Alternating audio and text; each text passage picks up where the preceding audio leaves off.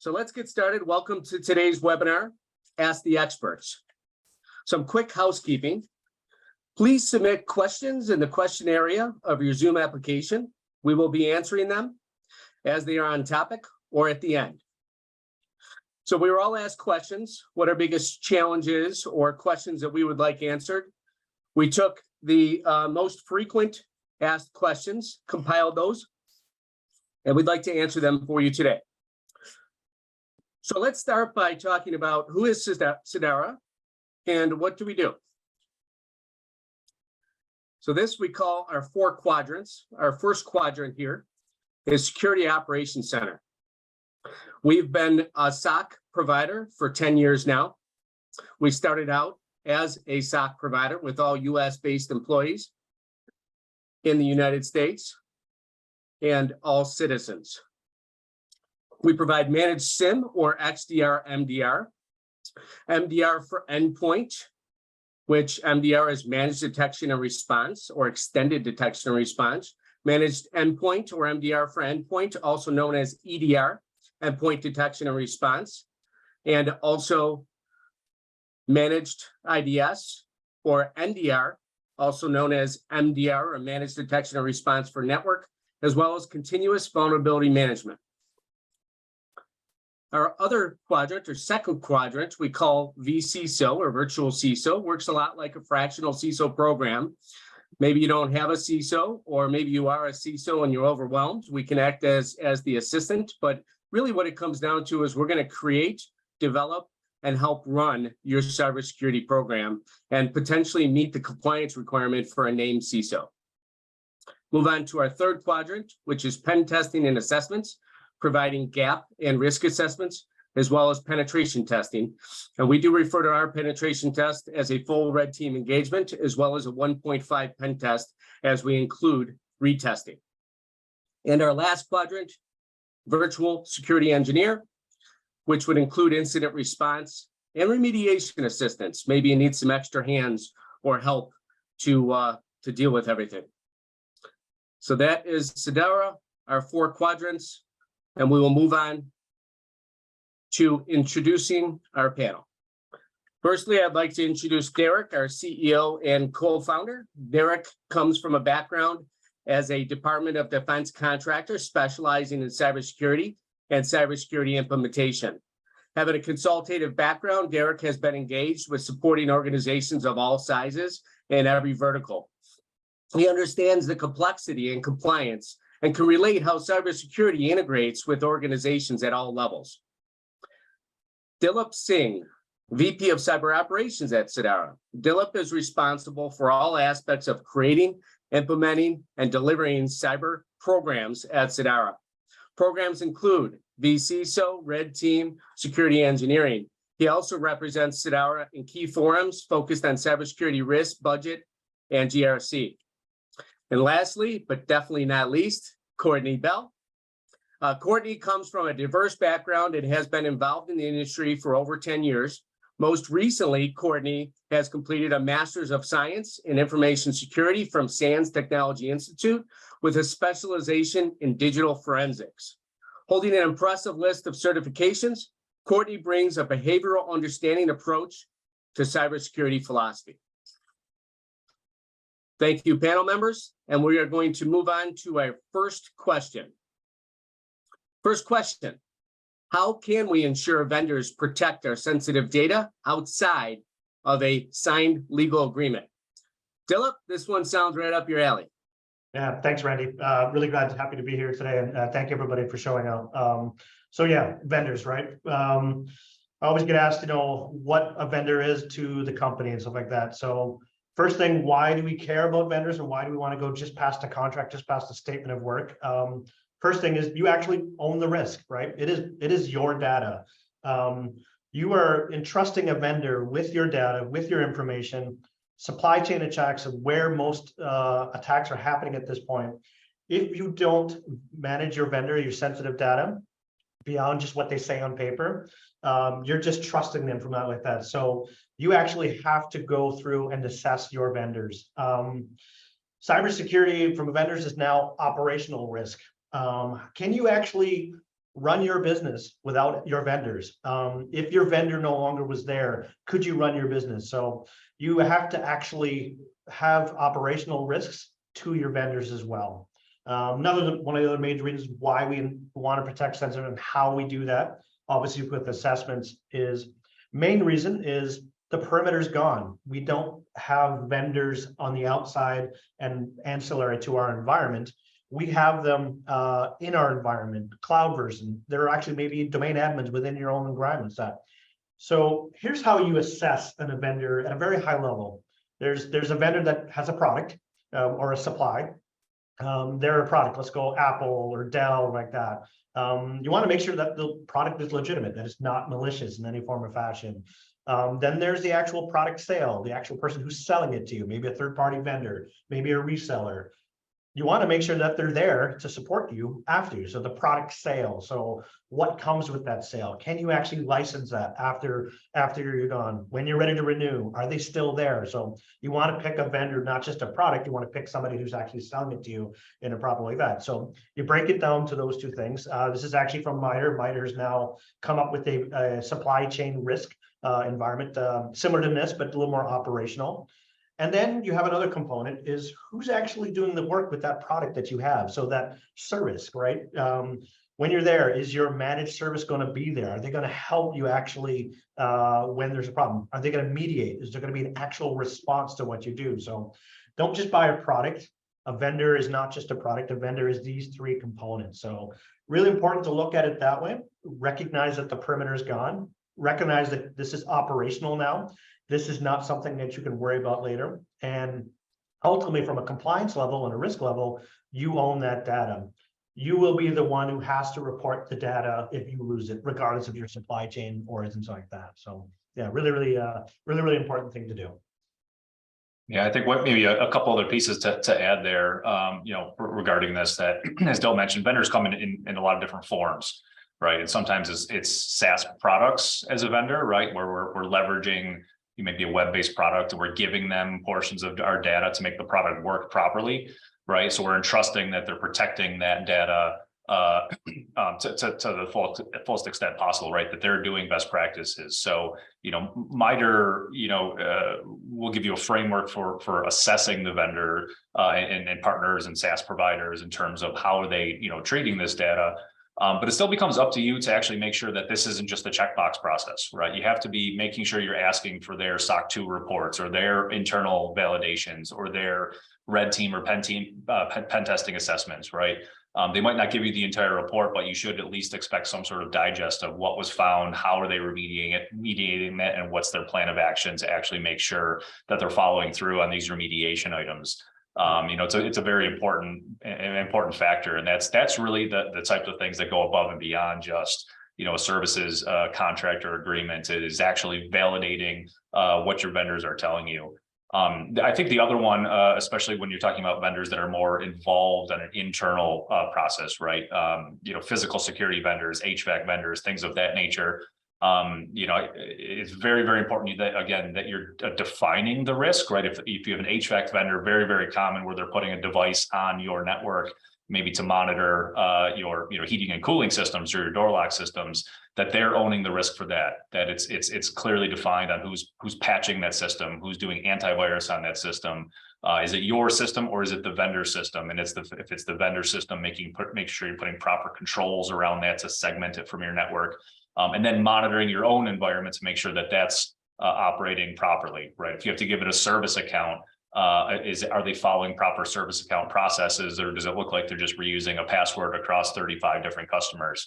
Yeah. Are they using? Are you monitoring for poor practices? Like, are they using Telnet to manage their system versus more secure channels and things of that nature? So it very much becomes a validation process on an ongoing basis for some of those internal types of controls too. Yeah, and I think the other thing that, so you do this, you understand the risk of why you're doing it. So what's your outcomes? What should you get after this? I mean, one of the things you really want to do is you want to have a common classification, kind of like what Derek said. You want to understand what your suppliers, your services are what their levels are. The other thing is I see a lot of companies, they They start a vendor managed program and then they go great on one vendor and then they quit.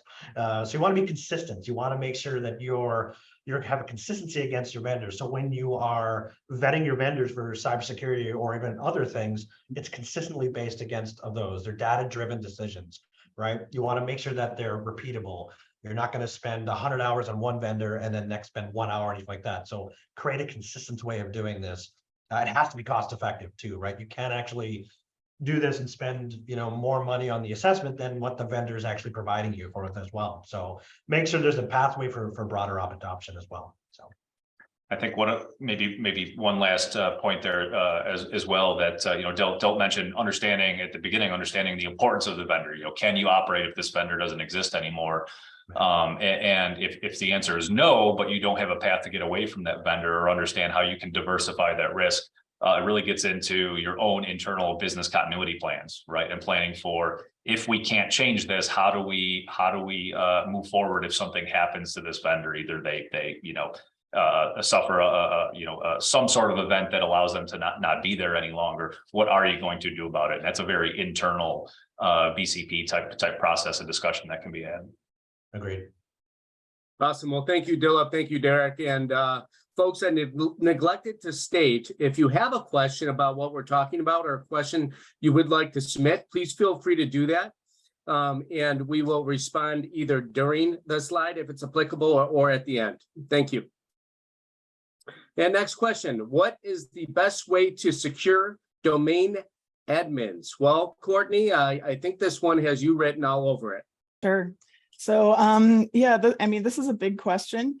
When I thought through this question, I was sort of thinking a little bit from like a red team perspective. If you're an attacker, what don't you want the organization to do in order to, in order to compromise the keys to the kingdom? And the first thing I thought of was limiting your attack surface. So it would be really nice if there was just like a checkbox called make domain admin secure, but there are a bunch of steps that you can take. One of them is, exercising least privilege. So if you have folks that are acting as domain admin, they should really only be using those tasks for domain management, for domain management responsibilities. They should have lower level privileges on their everyday accounts. You can sort of disseminate that into lots of different levels of responsibilities, going all the way up to domain admin. Service accounts also, like I do want to talk about service accounts because they often have really high level privileges. Those should run as lower level privileges if they can. Of course, for service accounts, you don't want to allow interactive logins as well. Strong passwords. I mean, we've been talking about passwords forever, but it's so true. On our red team engagements, sometimes we will encounter, domain admins or service accounts that have relatively weak, easily crackable passwords that we can compromise. That's bad news. Make them as strong as you possibly can, just to reduce the possibility that they could be compromised. MFA obviously is a great way to prevent someone from logging in if they do compromise those credentials. The tough thing is that as far as I know, there's no out of the box on-prem AD MFA. And so sometimes you have to build sort of a system to get that working. I did find there's a configuration you can do integrating Azure AD's MFA with a network policy server, and then you can use that to create MFA through Azure, basically going through RDP. There are also some third-party companies that will provide you with MFA like Duo and Okta, and those give you, the nice thing about those is they give you multiple ways to do AD or to do MFA, I'm sorry. You can use like hardware tokens like smart cards and YubiKeys. And then, when I was thinking about this, there are also some configurations that you can do that aren't exactly MFA, but they sort of serve the purpose of limiting access to the people who should have it, like using jump boxes or secure administrative hosts or privileged access workstations in order to say that only folks from this specific location can do the administrative work. Once you get on the cloud, it's a little bit it's a little bit different. The big thing about cloud is configuration. You have to configure things securely. There's so many options, when you're configuring cloud that can be a little overwhelming.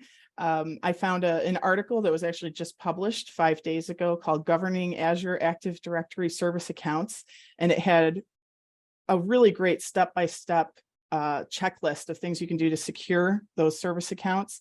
And I can paste the name of that article into the chat after I'm done talking.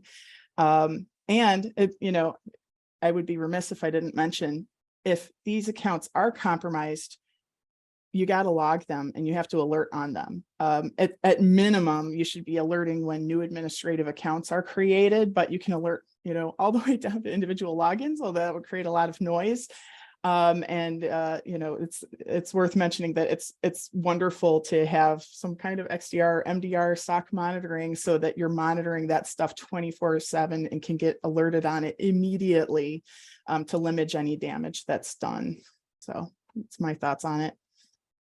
And just to add to that, a couple things, and thanks, Courtney. I think all absolutely pertinent and relevant. I think another big part of this comes back to policy and procedure, and then the monitoring needs to align with that. And Courtney definitely touched on it, that making sure you're only using domain admins, and the question was posed about domain admins, but it's really any privileged account, right? When you're writing your policies and procedures, thinking about how who has access to certain data, right, or to certain systems, and especially thinking from a red team or a pen testing perspective, you really want to limit the surface area where privileged accounts can be used. They really should be more specific, because it's an unfortunate circumstance that passing the hash is still a really viable way to move around the network nowadays. So if you have a domain admin password hash sitting on a workstation, your workstations, your user environment is typically your highest surface area for attack, right? It's the high, especially with the mobile workforce. It's people that don't get into the office that much, higher likelihood of things not being patched, especially in larger environments. And if you have domain admin credentials or hashes sitting out in these environments, you don't need to crack a password, right? You can just replay those types of things to move around the environment, which is a very, very common threat actor or red team type practice nowadays. But you can monitor for those types of things, because from a procedure standpoint, we wouldn't expect to see domain admins logging into a workstation. So you can monitor these types of things with your SIM tools or your MDR services, but they have to align with your processes. Otherwise, you have high false positive rates and things of that nature. So if you're following some of these lockdown best practices, and you can really have someone help you kind of build out the rule sets around what you should be watching for these privileged groups. And again, it's not just domain admins. It's how do you lock down your finance group? How do you lock down access to PII or sensitive data? And who has access to those types of things and who shouldn't? And then you can monitor for all of those types of things. And then changes to the groups, right? A new account being added to a domain is not a big deal. But an account being added to domain admins is a really big deal if it's not appropriate. We call those types of alerts observation alerts, right? They're not malicious by themselves, but if they're observed and not validated as legitimate, then it's an indication of compromise, right? It's a step in the attack chain that you want to make sure you get in front of, and it's typically pretty early on as well. So this is we say ransomware is step 10, right? That's the outcome. There's usually 9 other steps to somewhere in the middle. And this is maybe step 2 or 3, so somewhere fairly early on in the process. And if you're catching it there, then you're shutting things down very early in the attack chain process. Yeah, agreed, Derek. And I think even the like you said, privileged accounts, I cannot tell you how many times application level or ACL level in an application that is just as important as a domain admin account. So, identifying those, and like Courtney said, reduce the attack surface. Does that really need to be there? Don't let your application owner manage your infrastructure for you, right? So, make sure that you're aware of those things as well. Probably worth adding, we have, I believe, coming out this week, a mini white paper on service account best practices for application development and usage. So it's just a mini best practices guide. So definitely check our website, or we might be able to send that out as part of this as well. Awesome. Thank you, Courtney, Derek, and Dilip. Moving on to the next question.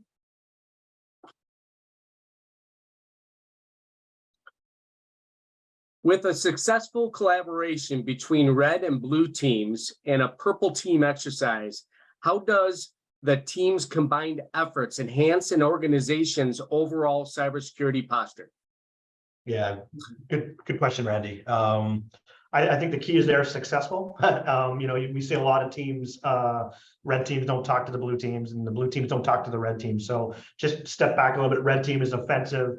They're the hackers, they're the ethical ones, they're the ones trying to break in, trying to grab that data that we were talking about and try to, get the keys to the kingdom. The blue team is just the defenders, right? They're trying to stop, they're trying to remediate, they're trying to have a detection and a response against that. So a response may be automated, maybe something that, like we're talking about domain admins. Once a domain admin gets out, there needs to be a defender that knows that, alerts to that, and actually defends that, and then ensures that it doesn't happen again. So purple sits in between those two. Very, very important. It's very important to operationalize your reports, your red team reports, operationalize all the reports you get out of the SOC. Don't just sit there and wait for them to collect dust. They actually need to. So purple teams actually get into that. So I like to put this particular purple team in like a continuous improvement process. You want to make sure that you're reviewing that. Did the change actually get done? I cannot tell you, I led so many red teams and we come back another year and the same vulnerabilities are there year over year. We gained domain admin at some point, we actually exploited in some version and the same thing is there. So purple and operating, the successful one is good communication. It is across the board teams. It's not just a security team, it's IT operations. It's patch management. You may have your problems, maybe that you're not patching, you're not doing vulnerabilities. So bringing in the IT teams into your continuous improvement and take the mystique out of it. It's not just the red team are doing it, the blue team are doing it. Yes, it's everybody wants to be a red teamer, but half of the threat hunting sometimes it happens in the blue team as well. So continuous improvement, create a POAM, have an action, repeat it, do it monthly, figure it out over month. You're not going to finish it in weeks and like that. So key component why we allow retesting is we don't just want to send that report to you and then set it and forget it like that. We always include a retest with it during the same time because we actually want to see you improve. So continuous improvement and monitoring is another thing I would say very important. Yeah, and I think maybe just another piece to add there that's differentiating between remediation and purple team outcomes. The remediation might be patching the system that's vulnerable, right? And we want to retest to make sure that that's remediated.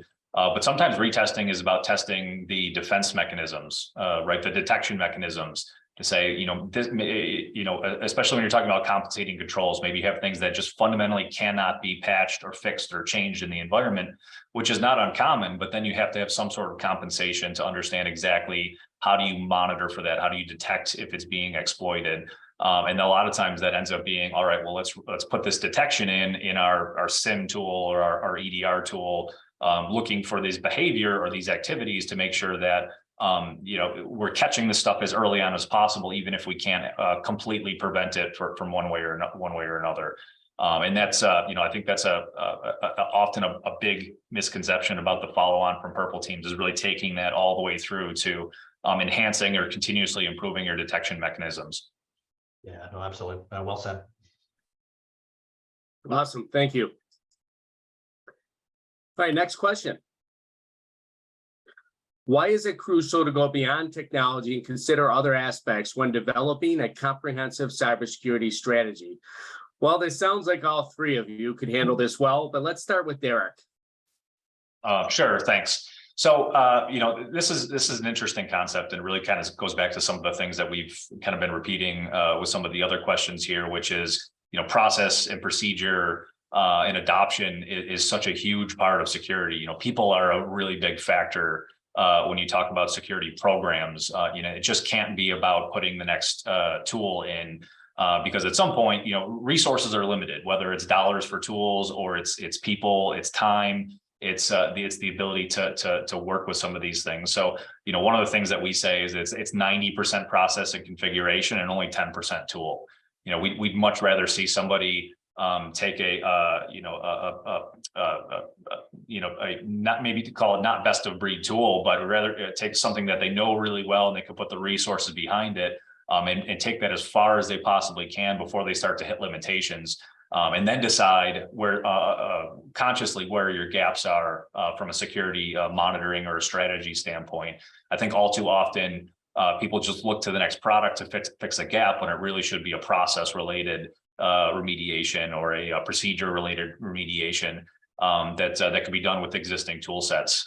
So it's I think really kind of a big challenge within the industry right now is adding more technology and then not leveraging it to its fullest. And then a lot of times when you have changes in the teams or other projects come up, then sometimes the tools just go completely unused. And without the good processes behind it, then the gap is still there, and sometimes in a worse way than if you hadn't put the tool in to begin with. So I think that's a really kind of big factor in processes today, these days, is really make sure you understand, what the real limitations are, and can you fix this, some of the gaps you have with some of the resources you have today. No, absolutely. We always concerns when I hear, yeah, we've got a great person, I've got an IT, we used to say guy, but an IT person or somebody that's like, they're doing everything that's great, so that person, if that person doesn't sleep and is maybe a bot, maybe, but those are things that we see that, outside of strategy, outside of just technology and stuff like that. So like Derek said, people, process. The other one is just culture, right? So if you are putting a technology or a program or a strategy that doesn't fit your culture, guess what? It's not going to be adopted, right? So you got to understand those things as well as you kind of go through that process. You can have the best of breed if you don't know if they're actually fully implemented. Failed products don't make it past implementation a lot of times. So you got to have a clear, concise implementation on things as well. So really, really good thing to think about. It's not just technology, people, process, technology, as I'm sure most of us heard, but culture is another big thing on that as well. Yeah. So, oh man, I have so many thoughts on this, but I guess the key thing is that security is a complex problem, and it is most important in complex organizations. And in order for that to happen, like Dilip said, it can't be one single person doing that work. To, a lot of times it's tempting to just say, this one appliance or this one piece of software is going to improve our technology or InfoSec. And what we really see is, like, in mature organizations, the entire organization, whether it's IT or not, they're all pulling in the same direction towards security. And as a result, the people in that organization are allies, and they're detectors, and they're responders, even if they, don't know a thing about IT. They care about they know what the data is that they're keeping safe, and they're working to keep it safe. And you cannot buy any piece of technology that will do that. Yeah, Derek, how many times have we heard of that magic button, right? So I think we all wish we had that magic button or the easy button or whatever you want to call it. It's living, it's changing, technologies change. Your process and your program should not intertwine what you do over year. But if anybody tells you that there's a magic button, I would love to see that in action at all times. Yet to see that. Yeah, I think, automated response is really kind of one of the big conversation pieces in the industry right now, and wanting everything automated from a detection and remediation standpoint. And I think the reality is that a lot of the platforms and products are getting really good at preventing behaviors and things, especially when you're talking the EDR and endpoint space. Yeah. But you got to keep in mind that there's a bigger picture to the process, and that the automated response and preventing something that should have been prevented is great and has to happen. But you also have to think about, all right, when that does get prevented, you still have to go through an incident process and understand how did it get to that point to begin with. And again, back to that 10-step kill chain to ransomware. The automated responses, you want those to happen at step 2 and 3 and 4 or 1, for that matter. If it's getting to step 10, the automation it might be throwing some water on the fire, but it's not putting the fire out. You still need to understand how the fire started. Yeah.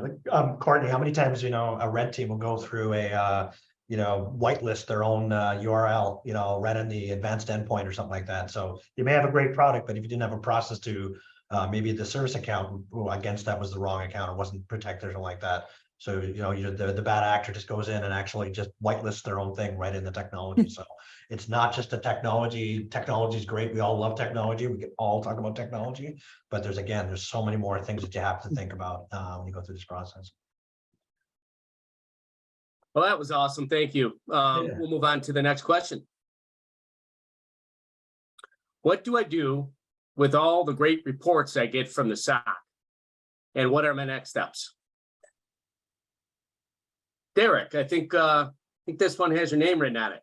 Sure, I'll take this one.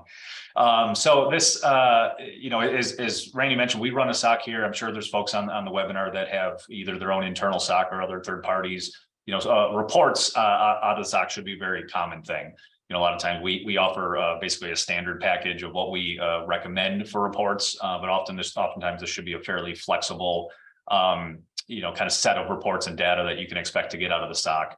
And this should be a reflection of a few different things, right? It should be a reflection of how well the SOC and service is working for you and aligning with your expectations. But a lot of times this also needs to support some of the things we've been talking about today, which is policies and procedures, and really support the things that you need to be validating within your program, right? Reports on activities in your environment are meant to be able to be reviewed to analyze if a process is working well or not working well. And a lot of times there are things that happen in high enough volume that you can't write real-time detections for, or maybe that's not appropriate for. So I think a lot of the times what we see is I'll say the misstep is not taking the reports and rolling this into some sort of validation process, right? I'd say one of the common ones is looking at configuration changes throughout the environment on like a monthly basis. Now, you absolutely want real-time detection on certain configuration changes, right? If someone adds a new IPsec tunnel to your firewall at 3 a.m, you'd want to know about that real quick. And right, that's an observation level detection.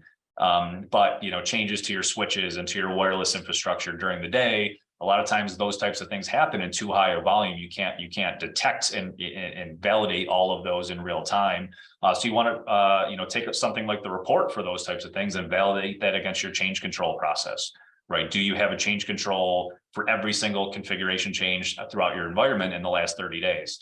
And a lot of times it sounds like a heavy lift to do, but once you build it into the process and again, kind of get that as part of your culture, this should be a quick checkbox of, all right, we have our report internally from our configuration management or our ticket system or however you track your changes. And here's the configuration changes out of the SOC, right, out of the SIM. Those should basically be a 1-to-1 ratio. And if they're not, then there's something broken in the process. Right. So you really think about it, think about ways to use it as validation. But I always suggest start small and think of the low lift ones, right? It doesn't have to be, once a month you spend 8 hours going through reports, because ultimately that will get dropped at some point. That is not sustainable. But, if you can spend 15 minutes a week and validate, your top 10 items, that's something that'll really help with the checks and balances and really understand if your detections and your what you're monitoring for in the SOC really aligns with how you're operating. Yeah, excellent point, Derek. I think you should really, on top of that, you should really separate that report. That ultimately that report should reduce your month over month, right? Like Courtney said, reduce the attack surface, right? So if those reports are getting bigger and your attack surface is getting bigger, it's time to reduce that and try to have actually owners against those. So application owners, patch management owners, vulnerability owners, IT ops owners. This report is not just to, like Derek said, not to stay on a shelf and checkbox. It's to operationalize these things. And actually, if you're seeing the same thing over and over again, then there is your gap, there is your risk of maybe people that you're not having to do these things. But don't look at the report month over month, one day before you do it, or as you're doing it and never see it. Actually use it as a plan of action or a POAM style mentality. And if the report doesn't align with how you need to review it, then ask for it to be changed. Yeah. It's most of these things should be flexible, and you should be able to get the data you're looking for. In larger environments, it might mean you need to pare that down to more specific use cases, but all that should be very doable. Awesome. Thank you both. Next question. What are some practical steps and considerations for translating pen test findings into actionable changes within the organization's security practices? Oh, I think this one's Courtney. At least the start. I know Dilip has something to add. I can tell by his face. Sure. So, working through some pen tests, I will say that pen tests often result in like a narrative, right? The goal is to get deep into the organization, to compromise data, say how we did it, but often a single hole in an organization's security will really represent like an operation, like talking about operational stuff. It all comes down to that, an operational failure somewhere.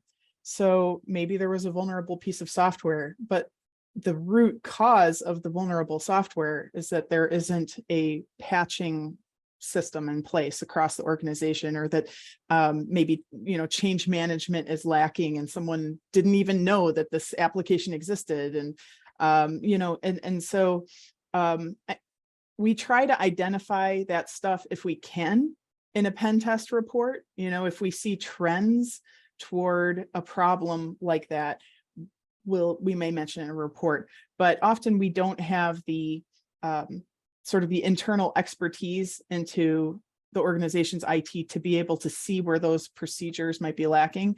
And so, Sedara can help with that with gap analysis combined with the pen test report. Or sometimes, if you're reviewing the report, you might be able to connect the dots and see where this problem in the pen test report relates to some even unrelated problem that you're having in IT. And the solution to those is to fix the process. So, often it's important to create, a list of steps to remediate the specific things that we found in the pen test. But I think it is just as important to take, a separate session or a little bit of extra time and look at what the root causes of those problems were, so that next year when we come into the pen test and we try it again, we don't find a similar but unique problem that stems from the same place. Yes, spot on, Courtney. Repeatable process, right? So don't just patch that one system and say you got it, right? Don't just, that's not what we're asking you to do. Yes, we want to do that from an attack surface and an immediate threat. But, take it a step back. Is this your change management? Is this your vendor management? Is this your vulnerability management? What is this really saying? The easiest way to do that is create a POAM, a plan of actions and milestones, right? A pen test, you're a CIO, right? You don't want to share this, right? You don't want to share this with everybody and everybody around, your vendors like that. You want to pull those things out and assign them to people. Recognize, okay, you get a plan of action on this and it says, okay, this is really down to vulnerability management. Assign that to somebody. You don't need to give them the entire pen test to get actions done. I feel like there's phases of a pen test when people go in from a red team. It starts with, oh my, is this you? Are you in my network? How are we going to get there? And then it goes to like, how did you get in? The final step is really like, the action is, okay, reduce that hole, but then monitor, right? Where you're doing like that. And monitoring can be compensating. Like you cannot change an application. You've got a homegrown system that you know like that. So use an action, compensate for it, create a POAM, and that'll help you reduce the attack surface in a multitude of ways. But I cannot emphasize, like Courtney said, don't just think this is the 5 holes you need to plug. That is a vulnerability management process. You need to think that as a holistic a little bit more. And Yeah, I will think say, sorry. I will say also, if you have managed to actually fix the things that were identified in the pen test, that puts you ahead of quite a lot of organizations.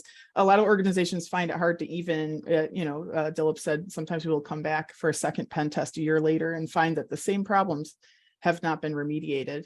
And that points to an issue in and of itself. Yeah, and I think one thing I was just going to clarify, because we talked about purple teaming a little bit, which is, taking the results and then translating that into better detection mechanisms within your defense teams. But this is really about taking the results and operationalizing them back into the business, right? This is, remediating is one of them. But we talked about culture a little bit, and sometimes the findings are related to your people, right? Social engineering, or bypass, even giving up passwords and fake help desk calls, or getting past MFA with multiple pushes to people's phones, right? They say deny 3 times, and then on 4th or 5th one, they finally just say accept because they're busy and they're in the middle of something, and that's just a common thing that's happening more and more now. So that goes back into training, right? And understanding the culture and understanding, when these things happen in a You want these things to happen in a red team or pen test type scenario. You don't want them to happen in the real world. So you want to use these to find out other ways to train and help identify and push cultural changes within the environment too. Yeah, I think the one thing that we do is 3 narratives, right? There's an executive narrative, right? Where it's not, you're not sharing this narrative of every technical information. So it's PowerPoint level or like that. So you're trying to educate the business or the cultural group of them like that.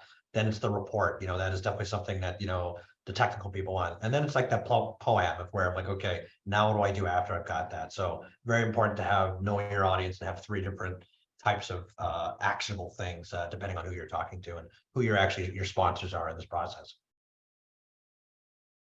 Thank you, everybody. And Dilip, yes, it is good to have a plan of action with milestones. Next question. What are some of the best ways to approach social engineering training? And you know what, Courtney, how would you like to do this one as well? We've been talking this whole time about building a secure culture, and that's really the goal of social engineering training. A lot of people do this. A lot of people approach it by doing assessments. They'll do a phishing assessment once a month. You send out a phishing email, see who fell for it. And these are actually kind of fun, and they're sort of a way to gamify the training. But I think the bigger effect of those is that they make people aware of the kinds of attacks that can come in, and it makes them pause and think about what information they're really sending out or sharing, which can translate into lots of other things like, they might think twice before they install some suspect software or uploading a document to the cloud, their personal cloud that shouldn't be there. It's, like we've been talking this whole time, it's about building an entire secure culture across your organization. And there are lots of ways to do that. You can build your own social engineering training. You can purchase it from somebody else. Just make sure it's appropriate for your organization and that it reflects your organization's culture, because as Dilip said, it's important to make sure that it's accepted, right, by everybody. That said, I would say, like, on a really practical level, I think training has to happen both at onboarding and also, on a regular basis, maybe at least once a year, but it depends on what your organization needs. And again, thinking of red team stuff, the common gaps that we see in our engagements are that sometimes that users don't know who to contact if they see something that's suspect. Do they at least have a help desk number? Does the help desk know who to contact if they hear that there's a suspected attack going on in time? We also see, like Derek mentioned, MFA exhaustion is a big thing. We've been able to get through MFA because we've sent repeated, for example, repeated MFA requests into somebody's phone, and eventually they just accept it. And then the MFA didn't do anything. And we also see weak passwords, just really common. And it's hard to, you can set password policies, but you can't necessarily, you can't monitor, like, if somebody does password 1 with a capital P and the number 1 and exclamation point. And unfortunately, that's a weak password, right? Even though it may adhere to your security policy. And so training people on what makes a good password is something that I think is important to include in there. And so I think those are the tips that I have within the time I want to talk about it. Yeah, Courtney, great things. I mean, I think make it fun, right? Even if your culture allows it, make it fun. Don't make it dry and boring and send people off to educational classes, where they have to spend time and they're just going to click through everything like that. In our office right now, we have one of the SOC leads are walking around and trying to get into everybody's machine, just walking around and sending off pictures of look, Dilip's buying donuts today, right from his email because he walked away from his unlocked machine, stuff like that. So make it fun. And guess what? Now we're locking the screens even faster than the lockouts at the time like that. So think of new and creative ways to get this done. If your team is just not listening to you anymore, try different ways to do that. Buy some donuts for the person that does the training the best, or actually get somebody else to lock or unlock their screens a little bit quicker, something like that. So multiple ways of doing social engineering training. And like Derek, like we see always the risks of like it's always a CFO or somebody who's got an ECH payment or all those kinds of things like that. So you got to get those people involved. They're the most important people. Make the social engineering things to them that it's important to them, not some system that they don't use. Make it important to the people that you care about and important that have your data and your risk as well. Yeah, and I think I was just going to add, you know, the level of risk with those folks is definitely there, but you know, get their buy-in to help promote it too, right? And make it so it's coming from the top down, as not just, hey, oh, IT sending out another phishing email, you know, so you're bothering people, right? Get it, you know, try and get it to be a cultural change from a leadership perspective, about promoting how important, you know, training and awareness is. And as Courtney mentioned, you know, if you can do that and kind of build it as a cultural thing, then you know, users become, you know, an alliance and helping to actually protect these things and report it. And they just start to buy into that, and that becomes that's when it becomes very, very effective. Awesome, thank you. Next question. What is the difference between MDR and XDR? Derek. Oh yeah, I'll take this one. So let's see, we're running short on time. I could make this one a real long one, but you know, the concepts of MDR, or managed detection and response, and I'd say the new kind of buzzword in the industry is XDR, or extended detection and response, or the new one we see now is MXDR, managed extended detection and response. You know, I think one of the things I've been saying is, you know, Sedara, you know, MDR didn't exist until a few years ago, but, you know, we've always, you know, wanted this or approached this with the concept of response has to be a part of your detection process. You know, it's just so critical now that attackers are being successful in their attacks much quicker, and as you know, the industry progresses, and it used to be, you know, a couple days down to a couple hours, down to, you know, it could, in some cases, it's minutes from the time a device is compromised before someone's moving around the network and looking for next vulnerabilities to exploit, or what their next step is going to be. So the speed to response is incredibly important. But the other big part of this is that, you know, security systems, but also going back to vendors and third parties and SaaS-based products are becoming more prevalent, right? We have these third-party integrations, you know, look at Salesforce and HR portals and all these other critical business functions that are out in the cloud now. And so the XDR is really around the concept of integrations with these types of things to be able to respond to them, right? If you have a third-party application that's hosting sensitive data, if you disable a user account internally because it's compromised, is it also disabled at that third-party application? You know, that's what XDR is really about. So when you think about MDR, you know, MDR services can absolutely include XDR, and they have to. But that's really the thought process that you need to follow these days, is thinking about what's the landscape of our business now, right? Outside just of our boundaries. And do we have the ability to integrate with these things to respond to threats, to disable accounts, to block IPs at cloud-based firewalls or cloud-based hosting architecture? Can we block stuff there just as fast as we can block things in our own internal environment? And that's what XDR is really about, right? Everyone kind of defines it. I think they define it in a way that's appropriate to what their product is. And I think that's an unfortunate circumstance in the environment, or in the industry right now. But it's really about the integrations and understanding how the security products from a detection and response standpoint can work together for data collection, for better and quicker detections, and then following the response mechanisms. Yeah, no, excellent. Awesome. Point, Thank you much. And we have reached the end of our slides. I'd like to open up to any questions that may have been put in through the chat. And just in case anybody drops off, I want to thank everybody for coming today as well. And my contact info is down below on the screen if anybody would like to discuss anything further that we talked about today. So questions, any questions that came in? I think we had one, and it was just, why are you guys involved in cybersecurity? I'll start. I love it. There's no other way to say it. If you don't love cyber, you will hate it. It's just a part of who I am, just a part of what I do. Trying to make things efficient, trying to make things better. It's ever changing. So I'll keep it short, but the passion for it. Don't even think it's a thing. It's not even a job. It's a part of who I am. Yeah, I'll talk. I have been working in some capacity in cybersecurity since 2001. It's been a long time. And the instant I discovered it was a thing, I was like, oh, I love it. This is me forever. And I do love the technology, and it is really fun to geek out about stuff. But fundamentally, I think that in general, the internet and technology makes people's lives better, and they deserve to have their data protected, and they deserve to trust in that experience. That's really what it comes down to for me. So I find it really rewarding. Yeah,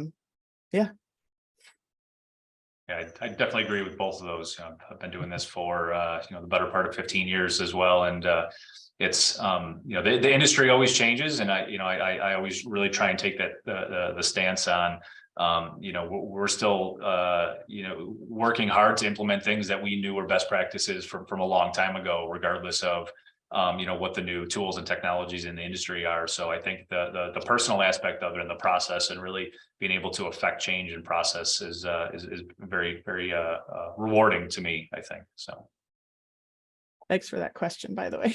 Yeah, nice. Awesome. Well, thank you. And thank you, everybody, for joining today. Again, if you'd like to continue any conversations, feel free to shoot me an email anytime. And we are excited to have conversations about cybersecurity, because we love cybersecurity. So thank you much, and take care and have a great rest of your week.